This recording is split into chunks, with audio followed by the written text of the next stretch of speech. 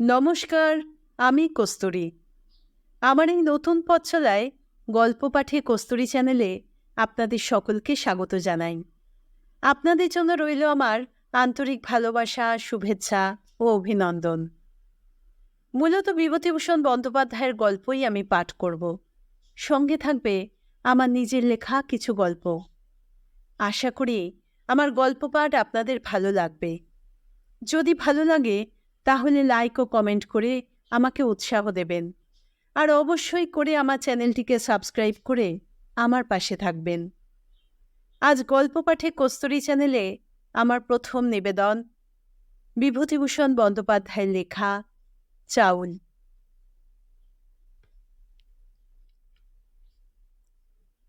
মানভূমের টাঁড় ও জঙ্গল জায়গা। একটু দূরে বড় পাহাড় শ্রেণী অনেক দূর পর্যন্ত বিস্তৃত।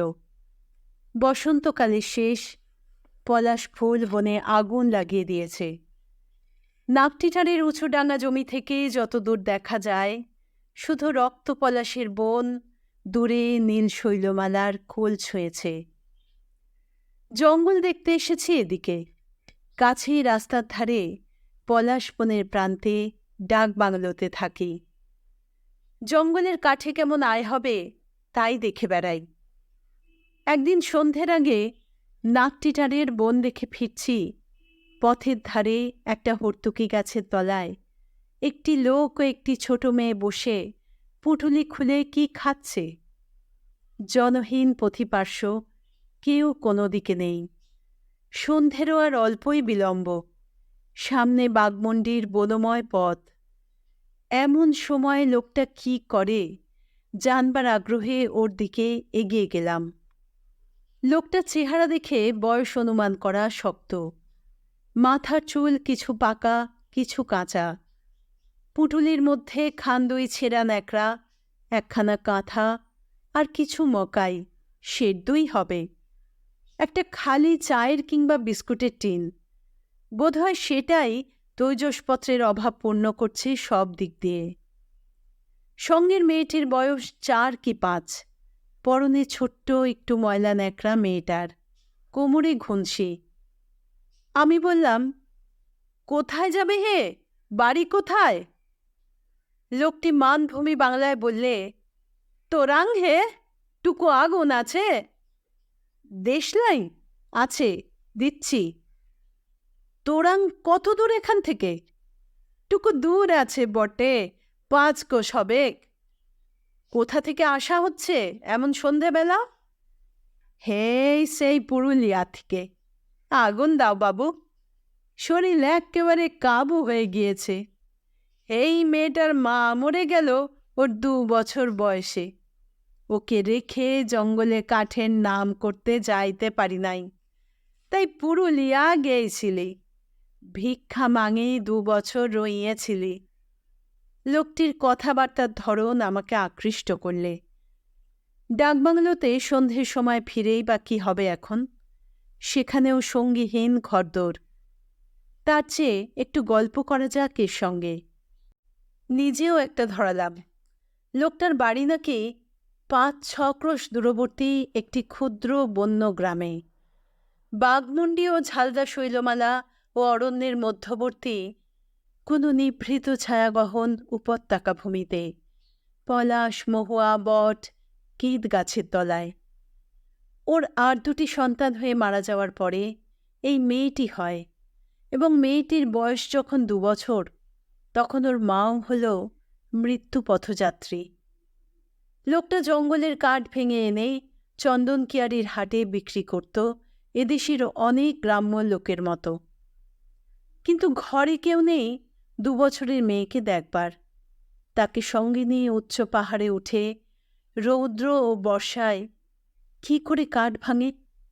তাই ঘরে আগর বন্ধ করে ও চলে গিয়েছিল অর্থ উপার্জনের চেষ্টায় পুরুলিয়া শহরে। আমি বললাম, কাঠের কাজে আয় হতো কেমন? লোকটা বিড়িতে টান দিয়ে বললে, বোঝা পিছু 3 আনা 4 আনা, জঙ্গলে ছাড়লি তো 2 পয়সা। চাল সস্তা ছিলি, হইয়ে যেত পেটের ভাত 2 জনার। তারপর বাবু মেয়েটা হলেক ওর মা মরে গেলেক, তখন কচি মেয়াটারে ফেলে জঙ্গলে যেতে মন নাই সরলেক। বলি যাই পুরুলিয়া, ভারী শহর, পেটের ভাত দুজনার হইয়ে যাবেক। পুরুলিয়া বড় জায়গা? ও বাবু, ইধার থেকে উধার যাওয়ার কুল কিনারা 2 বছরে নাই পাইলে। ভারী শহর বাবু। আমি ওকে আর একটা বিড়ি দিলাম। গল্প জমে উঠেছে। বললাম, তারপর? তারপর পুরুলিয়া শহরে কিভাবে গেল তার গল্প করলে।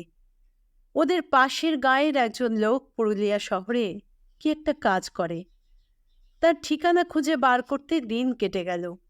সন্ধ্যা হয়েছে, তখন এক বড়লোকের বাড়ির ফাটকে মেয়ের হাত ধরে ভিক্ষি করতে দাঁড়ালো। তারা 2টি পয়সা দিলে। 2 পয়সার ছোলা কিনে বাপ মেয়েতে রাত কাটিয়ে দিলে গাছতলায় শুয়ে। পুলিশে আবার শুতে দেয় না। অর্ধেক রাত্রে এসে লণ্ঠনের আলো ফেলে বলে, হিয়া সে হাট যাও। তারপর দিন আলাপি লোকের সন্ধান মিলল। গিয়ে দেখে দেশে সে লোকটা যত বড়াই করে, আসলে সে তত বড় নয়। সামান্য একটা 2 কামরা ঘরে সে আর তার স্ত্রী থাকে। তামাক মেখে বিক্রি করে মাথায় নিয়ে। কখনো জলের কোঁজো পাইকারি দরে কিনে ফিরি করে খুচরো বেচে। এইসব উৎসবৃত্তি। অথচ দেশে বলেছিল সে বড় সাহেবের আর্দালি। যা হোক, অনেক বলা কওয়াতে সে জায়গা একটু দিলে। ঘরের বাইরের দাওয়ার একপাশে শুয়ে থাকতে হবে, তবে নিজের এনে খাওয়া দাওয়া তার ভার সে নেবে না। বছর 2 সেখানেই থেকে চলছিল যা হয় একরকম। তারপরে অকাল পড়ল, চালের দাম চলল। শহরে চালের দাম হলো 18 টাকা। ভিক্ষে আর তেমন লোকে দিতে চায় না। তাও হয়তো চলত যা হয় করে। কিন্তু যাদের বাড়িতে থাকা তারা গোলমাল করতে লাগলো। তারা আর জায়গা দিতে চায় না। বলে, আমাদের লোক আসবে, বাড়ি ছেড়ে দাও। রোজ গোলমাল করে। তাই আজ 3 দিন শহর থেকে বেরিয়ে জন্মভূমি তোরাং গ্রামে চলেছে। ছোট মেয়েটা এতক্ষণ খালি বিস্কুটের টিন হাতে করে বাজাচ্ছিল। ওর দিকে সস্নেহ দৃষ্টিতে চেয়ে লোকটা বললে, এর নাম রইখেছে থুপি। আমি বাপের মনে আনন্দ দেবার জন্যে বললাম, থুপি? বেশ নাম। বাপ সগর্বে বললে, হ্যাঁ, থুপি। তারপর আমায় বললে, বাবু, তামাক কিনবার পয়সা দিবেন 2টি? আমি পয়সা সামান্যই নিয়ে বেড়াতে বার হয়েছি।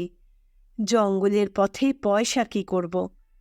ওকে 2টি মাত্র পয়সা দিতে পারলাম। থুপি কি একটা বললে ওর বাবাকে। বাবা তাকে কাঁধে নিয়ে চলল। আমি চেয়ে চেয়ে দেখতে লাগলাম। রাস্তা যেখানে উঁচু হয়ে ওদিকে সব দৃশ্য ঢেকে দিয়েছে, সেখানেই ওর 5 বছরের মেয়েটিকে কাঁধে নিয়ে পুটুলি বগলে ও চলেছে। সেদিকেই অস্ত দিগন্ত ও সূর্যাস্ত। রঙিন আকাশের পটে ওর মূর্তি দেখাচ্ছে ছবির মতো। কারণ আগেই বলেছি, রাস্তা উঁচু হওয়ার দরুন সেখানে আর কিছু দেখা যায় না। রাস্তাই সেখানে চক্রবাল রেখা সৃষ্টি করেছে। মনে মনে ভাবলাম, ওর কোথাও অন্ন নেই, গৃহ নেই। 5 বছরের মেয়েকে কত স্নেহে কাঁধে তুলে ও যে চলল গ্রামের দিকে। সেখানে অন্য কি জুটবে দুর্দিনে, যদি পুরুলিয়া শহরে না জুটে থাকে? কোন বৃথা আশার আকর্ষণ ওকে নিয়ে চলেছে গ্রামের মুখে। তারপরে সে অদৃশ্য হয়ে গেল। এই হলো গত মাসের কথা। তখনও চাল ছিল 16 টাকা 18 টাকা মন। ক্রমে তাই দাঁড়ালো 32 টাকা 40 টাকা। এই সময় একবার কার্য উপলক্ষে বিহার থেকে আমায় যেতে হলো বাংলাদেশ, পূর্ববঙ্গের কুমিল্লা জেলায়। মানুষের এমন কষ্ট কখনো চোখে দেখিনি। চোখে না দেখলে বিশ্বাস করা শক্ত হবে। যে আত্মীয়ের বাড়িতে ছিলাম, তাদের বাড়িতে সন্ধ্যা থেকে কত রাত পর্যন্ত শীর্ণ বুভুক্ষু কঙ্কালসার বালক বালিকা, বৃদ্ধ প্রৌঢ় কালো হাঁড়ি উঁচু করে তুলে দেখিয়ে বলছে, একটু ফ্যান দিন মা, একটু ফ্যান। অনাহারে মৃত্যুর কত মর্মন্তুদ কাহিনী শুনে এলাম সারা পথ, কুমিল্লা থেকে বেরিয়ে পর্যন্ত, স্টিমারে, ট্রেনে। বিহারে এসে দেখি এখানেও তাই। বহেরাগোড়া স্কুলের বোর্ডিংয়ে ড্রেন দিয়ে যে ভাতের ফ্যান গড়িয়ে পড়ে, তাই ধরে খাবার জন্যে একপাল বুভুক্ষু ছোট ছোট ছেলেমেয়ে হাঁড়ি হাতে দুবেলা বসে থাকে। তারই জন্যে কি কাড়াকাড়ি। হেডমাস্টার বললেন, এই গ্রামে ডোম আর কাহারদের ছেলেমেয়ে এখানেই পড়ে আছে ভাতের ফ্যানের জন্যে। সকাল থেকে এসে জোটে আর সারা দিন থাকে, রাত 9টা পর্যন্ত। সামান্য দুটো ভাতের জন্য কুকুরের সঙ্গে কাড়াকাড়ি করে। পুরুলিয়া থেকে আদ্রা যাচ্ছি। প্ল্যাটফর্মের খাবারের দোকানে খাবার খেয়ে পাতা ফেলে দিয়েছে লোকে, তাই চেটে চেটে খাচ্ছে উলঙ্গ কঙ্কালসার ছোট ছোট ছেলেরা। অথচ সে পাতায় কিছুই নেই, কি চাটছে তারাই জানে।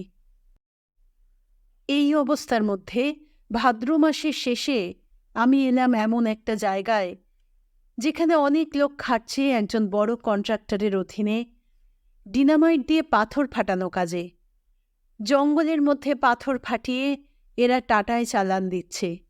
স্থানীয় জমিদারের কাছ থেকে নতুন ইজারা নেওয়া পাথর খাদান। একদিন সেখানকার ছোট্ট ডাক্তারখানাটার সামনে ভিড় দেখে এগিয়ে গেলাম। ডাক্তারখানাটার সংকীর্ণ বারান্দাতে একজন কুলি শুয়ে আছে, পিঠে ব্যান্ডেজ বাঁধা। ব্যান্ডেজ ভিজে রক্ত দরদরিয়ে পড়ে সিমেন্টের রোয়াক ভিজিয়ে দিয়েছে। জিজ্ঞেস করলাম, কি হয়েছে? ডাক্তারবাবু বললেন, এমন মাঝে মাঝে একাত্তা হচ্ছেই। ব্লাস্টিং করতে গিয়ে পাথর ছুটে লেগে মেরুদণ্ড একেবারে গড়িয়ে দিয়েছে। সেলাই করে দিয়েছি, এখন টাটানগর হাসপাতালে নিয়ে যেতে হবে। অ্যাম্বুলেন্স আসছে।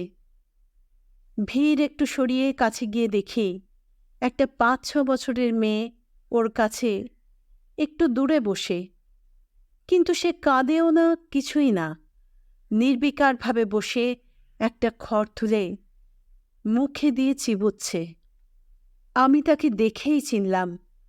8 মাস পূর্বে মানভূমের বন্য অঞ্চলে দৃষ্ট সে ক্ষুদ্র বালিকা থুপি। আহত কুলির মুখ ভালো করে দেখে চিনলাম এ সেই থুপির বাবা, যে সগর্বে বলেছিল, এর নাম রেখেছি থুপি। আশেপাশের 2-1জনকে জিজ্ঞেস করলাম, এ কোথা থেকে এসেছিল জানো? একজন বললে, মানভূম জেলা থেকে আজ্ঞে। কি গা তোরা? ওর কোনো আপনার লোক নেই এখানে? কে থাকবে কাজ্ঞে? ওর ওই বিটি ছানাটা আছে, কত কত দূর থেকে এখানে কাজ করতে এসেছে, চাল দেয় সেই জন্যে আজ্ঞে। কোম্পানি কত করে চাল দেয়? সপ্তাহে 5 সের মাথা পিছু। সুতরাং থুপির বাপের ইতিহাস আমি অনেকটা অনুমান করে নিলাম। গ্রামে গিয়ে দেখলে বাড়ি ভেঙে চুরে গিয়েছে, চাল মেলে না, মিললেও ও সামর্থ্যের বাইরের জিনিস থাকে না। মকাই ও বিড়িকলাই, তারপরে বুনো কচু ও ভুই কুমড়োর মূল খেয়ে যতদিন চলবার চলল। কারণ ঠিক এই ইতিহাস আমি বিভিন্ন অঞ্চলগুলি থেকে আগত প্রত্যেক কুলির মুখেই শুনেছি। শেষে এখানেও এসে পড়ল মজুরি, বিশেষ করে চাল পাওয়ার লোভে। পয়সা দিলেও গ্রামে আজকাল চাল মিলছে না। আমি সেদিন বহেরাগোড়া অঞ্চলে দেখে এসেছি। অ্যাম্বুলেন্স গাড়ি এলো, ধরাধরি করে থুপির বাবাকে গাড়িতে ওঠানো হলো। সে কেবলমাত্র একবার যন্ত্রণাসূচক আহ শব্দ উচ্চারণ করা ছাড়া অত আদরের, অত গর্বের বস্তু থুপির নামও করলে না, তার দিকে ফিরেও চাইলে না। ডাক্তার বললেন, টাটা এখান থেকে 27 মাইল রাস্তা, ঝাঁকুনিতেই বোধহয় মারা যাবে। বিশেষ করে রক্ত বন্ধ হলো না যখন এখনো। দুধারে শালবনের মধ্যবর্তী রাঙা মরুম মাটির সোজা রাস্তা বেয়ে অ্যাম্বুলেন্সের মোটর ছুটল থুপির বাবাকে নিয়ে, পুনরায় অনির্দিষ্ট ভবিষ্যতের দিকে, পুনরায় পশ্চিমের আকাশ লক্ষ্য করে জন্ম থেকে মৃত্যুর দিকে। অত সাধের অনাথা থুপিকে কার কাছে রেখে চলল, সে হিসেব নেবার অবসর তখন তার নেই।